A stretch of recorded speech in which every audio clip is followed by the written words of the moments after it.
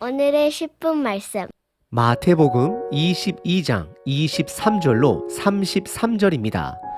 바로 전 본문에서 바리새인들은 헤롯 당원들과 합세하여 세금에 관한 질문으로 예수님을 제거하려 했습니다. 하지만 그들은 실패하였습니다. 그리고 오늘 본문은 같은 날 사두개인파가 예수님을 찾아옵니다. 이들이 바리새인 파들이 예수님을 제거하려 했다가 실패한 사실을 알았는지는 확실하지 않지만 두 그룹 다 목적은 동일합니다. 그것은 예수님을 넘어뜨리는 것입니다. 참고로 사두개파들은 이스라엘 안에서 부유한 귀족 계층들인데 성전을 중심으로 한 제사장과 정치 권력자들로서 이스라엘의 최고 법정 기관인 산헤드린의 많은 자리들을 차지한 자들입니다. 그래서 이들에게는 법을 결정할 수 있는 힘이 어느 정도 있었습니다.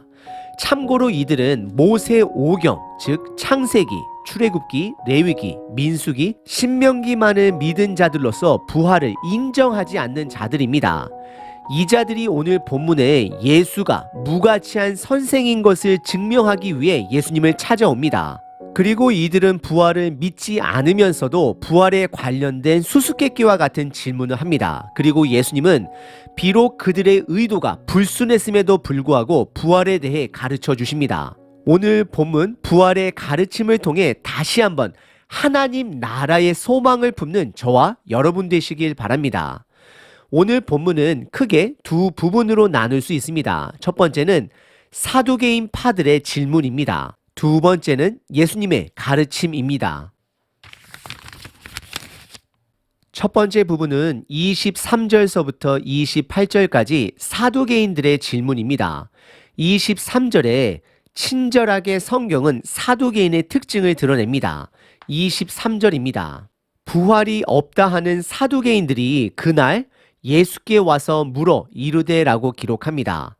바리새인들이 헤롯 당과 연합하여 방문한 그날 같은 날에 사두개인들이 예수님을 찾아옵니다.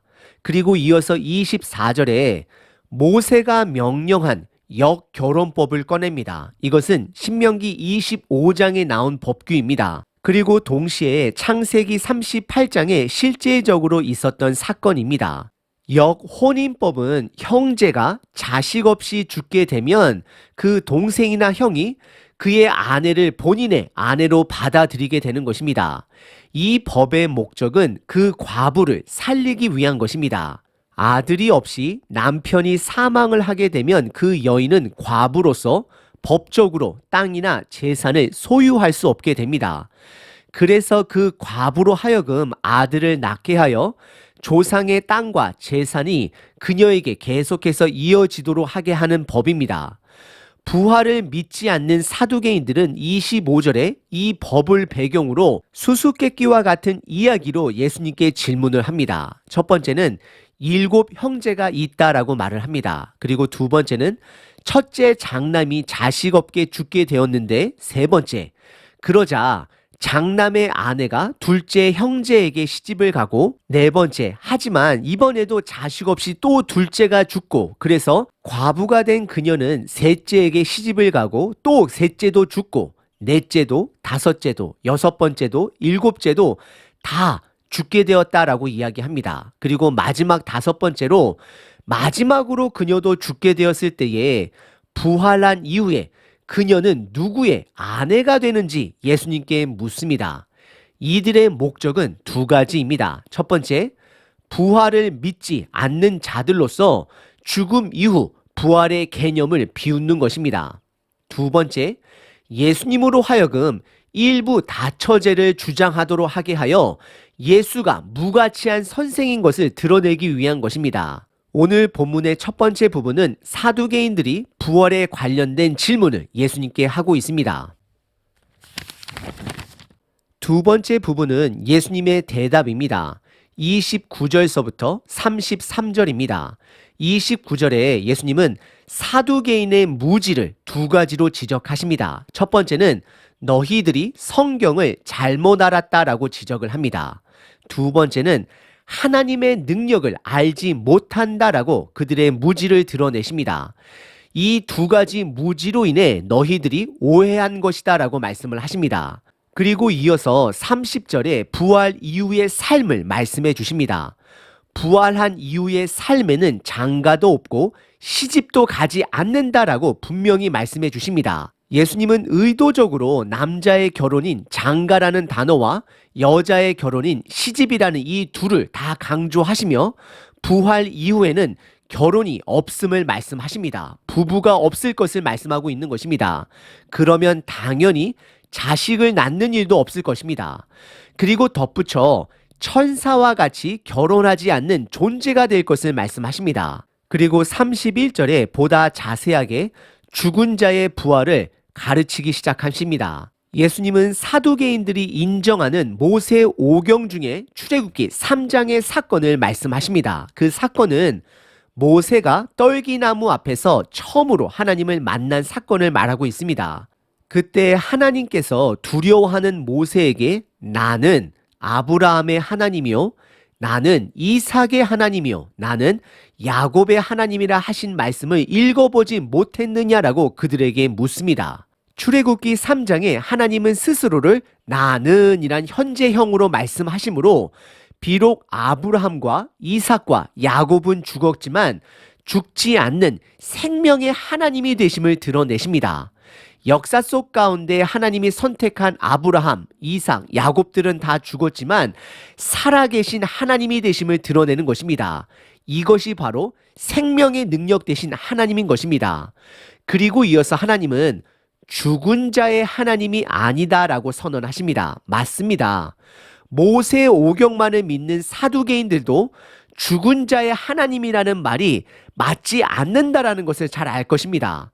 그래서 예수님은 죽은 자의 하나님이 아니요 살아있는 자의 하나님이다라고 선언하십니다. 결국 생명의 하나님께서 그의 백성을 부활시킬 수 있는 능력을 드러내시는 것입니다. 예수님은 사두개인들이 잘못 이해하고 있는 오경과 하나님의 능력을 다시 한번 일깨워 주십니다. 그때 이 말씀을 들은 사두개인을 포함한 모든 무리가 예수님의 가르침을 듣고 놀랍게 되었다라고 33절에서 기록하고 있습니다. 오늘 본문의 두 번째 부분은 예수님께서 사두개인들에게 부활을 가르치십니다. 오늘 본문 예수님은 부활이 없다 하는 사두개인들에게 부활에 대해 가르치십니다. 그들은 예수님을 지식적으로 제거하려 했습니다. 하지만 예수님은 그들에게 생명으로 답하십니다. 하나님은 이 땅에 예수님을 보내주셔서 첫 부활의 모습을 우리들에게 증거로 보여주셨습니다. 부활은 하나님의 능력이자 믿는 자들의 능력이 됩니다. 우리가 부활을 믿기에 이 땅에서 죽음 그리고 죽음과 관련된 모든 것들을 두려워하지 않습니다. 오늘 본문의 예수님은 십자가 죽음 사건까지 약 4일 정도 남은 상태입니다. 예수님은 육체적인 죽음을 두려워하시지 않으십니다. 다만 예수님께서 겟세마네 동산에서 이 잔을 죽음의 잔을 옮겨 달라라고 기도하셨을 때는 예수님이 한 번도 경험하지 못한 하나님 아버지와의 단절, 즉 영적인 죽음을 두려워하셨던 것입니다. 그래서 십자가 위에서 이 인류의 모든 죄가 예수님께 전가되었을 때에 다 옮겨졌을 때에 그때 예수님은 하나님 아버지와 처음으로 단절을 경험하시며 왜 나를 버리시느냐라고 외치시고 숨을 거두시게 됩니다. 그렇습니다. 믿음의 사람은 육신의 죽음보다 영적인 사망을 더 두려워해야 합니다. 하지만 예수님의 죽음으로 우리의 영적 사망뿐만 아니라 육신의 사망 또한도 생명으로 옮겨진 것입니다. 부활을 믿는 자들은 이 세상이 감당하지 못합니다. 그래서 제자들도 부활한 예수님 안에서 다시 부활의 능력으로 사명을 가지고 죽음을 이긴 삶을 살아가게 합니다. 저와 여러분들도 부활의 능력으로 죽음을 이기는 삶을 살아가시는 저와 여러분 되시길 바랍니다. 하나님, 예수님을 통해 부활이 있음을 믿습니다. 하나님의 자녀답게 이 땅에서 사명을 갖고 살아가겠습니다. 아멘.